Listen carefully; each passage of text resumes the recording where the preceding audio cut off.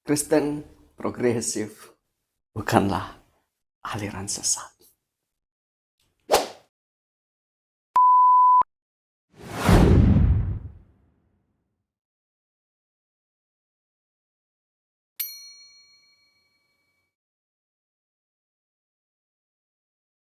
Kok aneh ya? Malah mendukung yang sesat menjadi suatu yang kebenaran. Nah, saya mau dari kalian semua yang sudah memulai menonton video ini, ada dua hal permintaan saya. Yang pertama, tonton video ini sampai selesai. Jangan skip, jangan dipercepat. Tonton sampai selesai sampai kamu menemukan kebenarannya. Yang kedua, tutup handphonemu, keluar dari video ini. Jangan pernah share video ini. Kalau kamu tidak terima, cukup komentar aja di bawah. Jadi, gak usah potong-potong video ini kemudian kamu share dan menyatakan saya sesat juga. Skip, tinggalkan video ini. Ada beberapa pernyataan yang akan saya bukakan yang menunjukkan bahwa Kristen progresif ini tidak sesat. Kita hanya tidak terima dengan pernyataan mereka. Kita tidak terima karena kita merasa bahwa Kristen kita sudah dirusak oleh pemikiran mereka. Padahal sejujurnya tidak.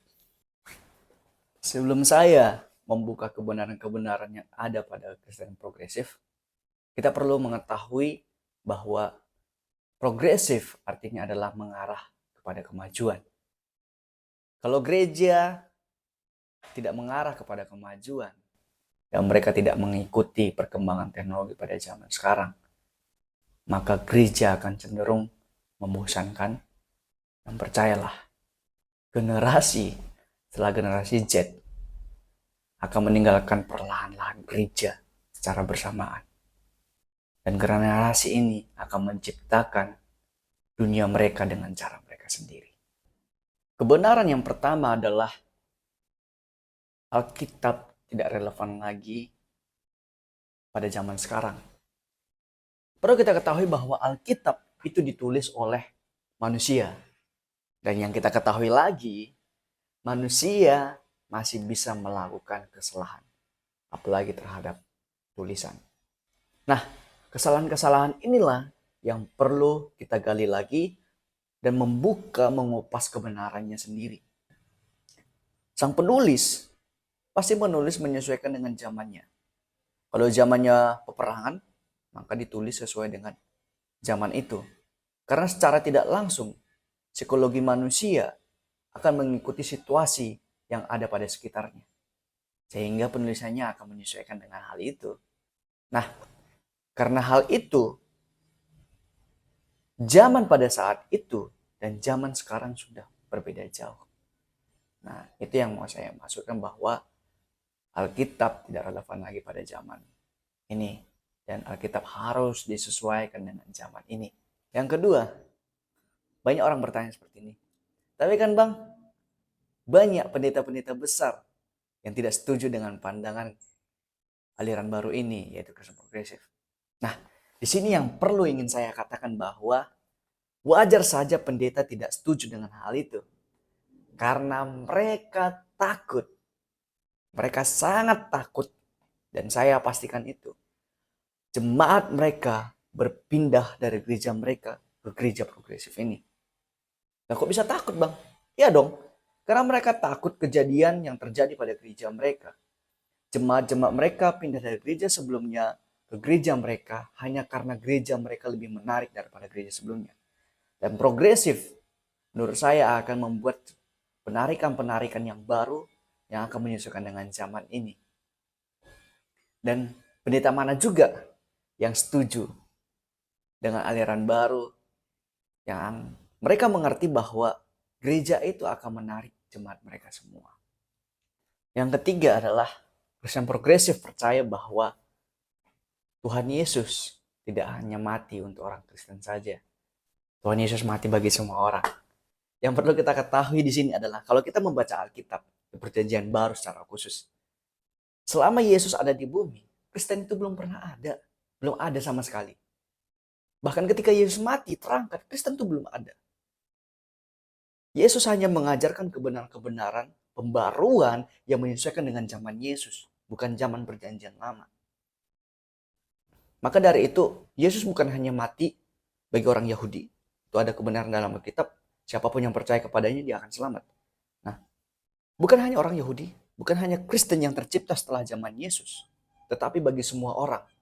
Karena Yesus adalah Allah. Bagi siapapun yang percaya kepada Allah, dia akan selamat. Dan yang terutama adalah bagi siapapun yang percaya kepada Allah dan yang melakukan kebenaran, perbuatan baik, menjaga dirinya supaya tetap baik, melakukan kebaikan demi kebaikan pada manusia dan sekitarnya, dan menjaga ibadahnya dengan baik. Saya akan percaya Allah tidak tinggal diam untuk hal itu. Dan Yesus tidak senaif itulah. Tuhan Yesus melupakan kebaikan-kebaikan setiap orang yang sudah menghormati Tuhan secara khusus.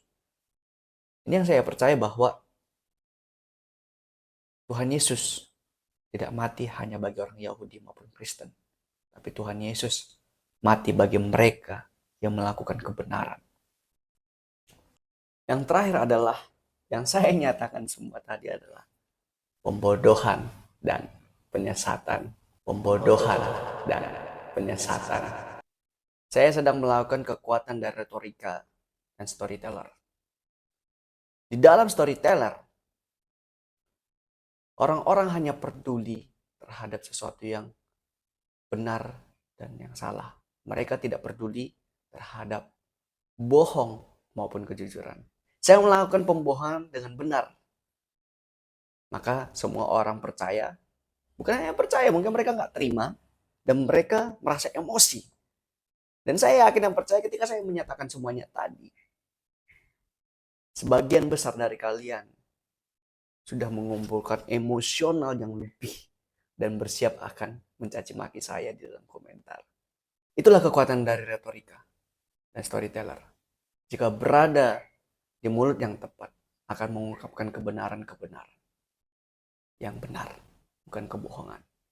Tetapi bahayanya adalah kalau retorika maupun storyteller berada di mulut pembohong maupun penyesat, kekacauan akan terjadi di pemikiran semua pendengarnya, dan penyesatan-penyesatan akan semakin cepat bersebar luas. Nah, yang mau saya nyatakan dalam video ini bukanlah tentang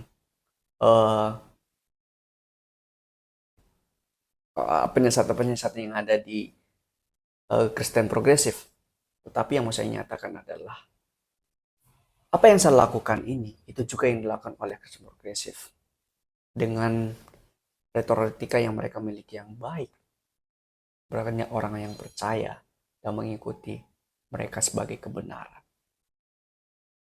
Selama kita masih di jalan yang lurus, selama kita masih berada di jalan yang benar, tetap pastikan kamu tetap berada di jalan yang benar. Sebelum kamu menonton banyak konten-konten podcast, saya sarankan adalah banyak belajar tentang kebenaran. Jangan sampai kita disesatkan. Sebenarnya saya mau membahas tentang Kristen progresif ini, kelemahan-kelemahannya di mana, penyesatan-penyesatan di mana. Tapi saya kira video ini sudah terlalu panjang, jadi saya akan masukkan ke dalam video selanjutnya. Tetap ikuti saya, kita kupas kebenaran-kebenaran bersama-sama.